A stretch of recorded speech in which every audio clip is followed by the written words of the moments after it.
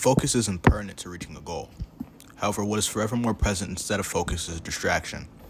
In fact, there exists a large contingent of inventions made to distract.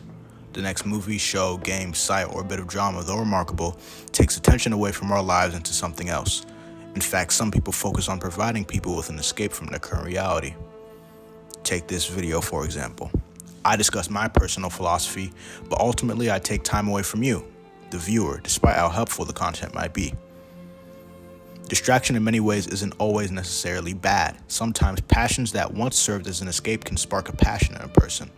Moreover, movies can create directors, food can create chefs, and music can. However, these same escapes can be equally negative.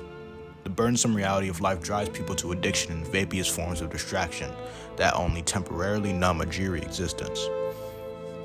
Oftentimes, mental distress clouds our judgment, and we feel we deserve the escape. Overcoming these distractions then becomes a focal point in someone's life. But how can we? Life will not stop, so in turn we can't stop for it. A good quote. We are distracted because we are self-absorbed, not seeing beyond ourselves. We feel we deserve because we feel we were put on earth for our own comfort. That idea is a fallacy. In truth, we were put on earth to fulfill tasks, so we center our lives around goals and ideas. And we become distracted mostly when we are dissatisfied. We search for an escape because we are not what we could be. In theory, the best way to solve this problem is to focus on the small part of a larger picture. What is focus? Many people fail in life because they are unable to focus on one thing for a prolonged amount of time, no matter the result. Focus is the ability to fixate on something for a set amount of time. Usually, if you are focused, you are also relentless, giving someone a momentum that is exceptionally hard to halt. To avoid distraction, you must also become settled in discomfort, meaning despite your circumstances, you must be able to fixate on your current goal.